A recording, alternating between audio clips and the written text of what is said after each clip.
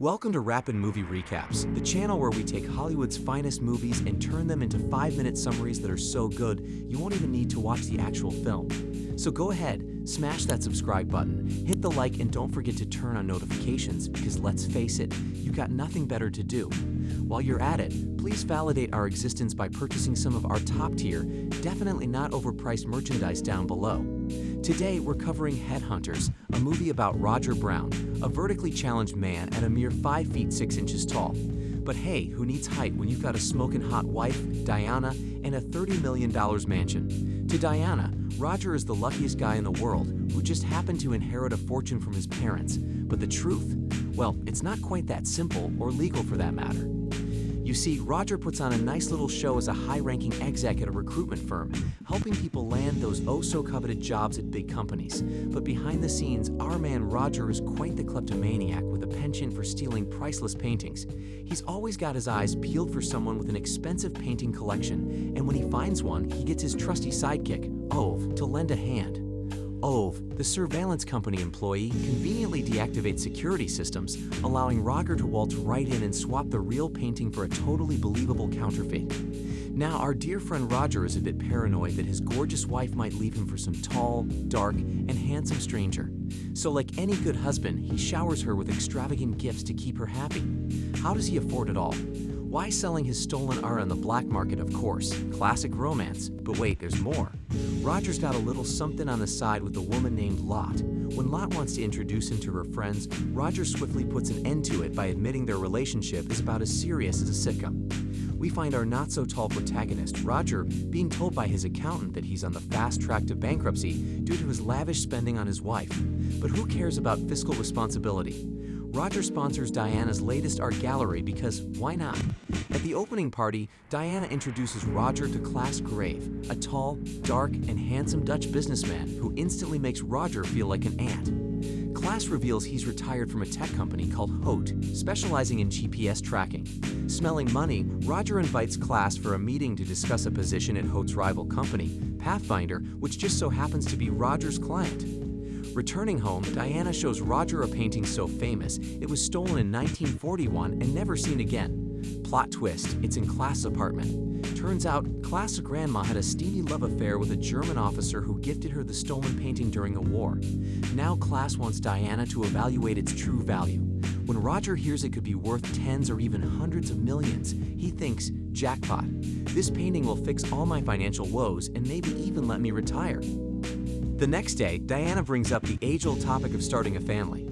She's had baby fever for years, but Roger has dodged the bullet for 7 long years. Their argument ends with Diana accepting that Roger will never give her a child. Ouch. Later, Roger and Ove scheme to steal a precious painting from Klaas. They need to find the perfect time to strike. But first, Ove needs to fetch a top-notch counterfeit from Sweden. Ove's a bit preoccupied, though, as his girlfriend, Natasha, is coming to town, and he's got some special plans. Turns out, Ove's got hidden cameras in his bedroom, ready to live stream the non-bed action to his colleagues for their twisted enjoyment. Roger convinces Ove to help him steal Klaas' painting by promising millions of dollars, early retirement, and endless time with Natasha. How could Ove say no? Roger then meets with Klaas, pretending to interview him for a job at Pathfinder, a GPS technology firm. Klaas spills the beans about his time in the army, serving in a team called Track, which specialized in tracking people using microscopic transmitters. It landed him a top job at Hout, where he worked on transmitters so tiny that they're invisible to the human eye. Impressive, right? Ignoring the potential danger of stealing from a man with Klaas' background, Roger proceeds with the plan. After finding and swapping the painting, he gets distracted by children playing outside, prompting thoughts of starting a real family with Diana. He calls her only to hear her phone ringing in Klaas' bedroom. The plot thickens. Diana's cheating on Roger with Klaas. Roger returns home to confront Diana about her phone, but she brushes it off, saying she must have left it at the gallery. Unable to reveal his theft, Roger can't confront her further. The next day, Klaas is at his job interview discussing his groundbreaking GPS tech, which involves a jelly with invisible nanotransmitters that can stick to anything. Roger, consumed by jealousy, tells Klaas there's no guarantee he'll recommend him for the job. As Roger drives away, he's ambushed by Lot, who's acting all kinds of desperate. He quickly brushes her off and tells her to never contact him at home again. Unable to contain his frustration, Roger tells Diana he'll make sure her friend Class never gets a job in the city. Diana realizes Roger knows about her in class and calls Class to discuss the crisis. Meanwhile, Ove sneaks into Roger's garage to snatch the stolen painting from his car. As the roller coaster of a movie Headhunters continues, Roger finds Ove lying motionless in his car. Fearing the worst, Roger concludes that Ove is dead, poisoned by a syringe hidden in the car seat. But surprise, Diana shows up, tells Roger she loves him, and then leaves. Because, love is a great excuse for everything. With Ove's dead body in the trunk, Roger drives to a lake to dispose of his friend. But plot twist, Ove isn't dead after all. He resurfaces, and Roger saves him from drowning. With a half-conscious Ove in tow, Roger carries him to his house. Ove demands a hospital, but Roger can't involve the police. Desperate for a solution, Roger suggests milk as an antidote for the poison, because, milk cures everything. After a chaotic shootout, Roger accidentally kills Ove. Way to go, Roger. As if things couldn't get worse, Class shows up, intent on killing Roger. After a narrow escape, Roger realizes Class might be tracking him with GPS. Paranoid, he ditches his phone, switches cars, and even discards his wedding ring. Those pesky nanotransmitters could be anywhere. Seeking refuge, Roger dons Ove's spare uniform and hides in a cabin on a farm. He stashes the painting in an outdoor latrine, because who would think to look there? But Class, the relentless tracker, still manages to find Roger. With no other options, Roger dives into the latrine pit and hides, using a pipe to breathe. That's right, folks, our hero has sunk to new literal depths. So Roger's wild ride continues. He narrowly escapes Class' tracking dog and steals a farmer's tractor, causing chaos and confusion wherever he goes. Of course, it turns out the person chasing him is just a good Samaritan trying to help. Classic mix-up. Roger wakes up in a hospital, only to find Class' car waiting outside. Panicking, he tries to escape but ends up in police custody. As luck would have it, the police mistake him for Ove. In a twist straight out of a hair commercial, Roger realizes that Diana applied Class' GPS jelly to his hair, making him a walking tracking device. But don't worry, our hero has a foolproof plan: shave his head and hide his hair in a peanut bag. Now that he successfully evaded Class, Roger seeks help from Lot. But surprise, she's working for Class too. Turns out, all Class wants is to secure a job at Pathfinder and steal their billion-dollar GPS technology. So naturally, he'll stop at nothing to get rid of Roger, the one person standing in his way. Oh, and remember the painting. It was fake all along, just like Class's love for Diana.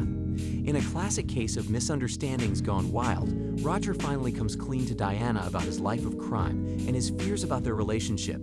Diana, in a moment straight out of a soap opera, admits to her one-night stand with Class and assures Roger she loves only him. How touching. But wait, there's more. The next day, Diana goes back to Class, because why not? Meanwhile, Roger is busy sneaking into a morgue and cleaning up crime scenes like he's got a degree in forensic science.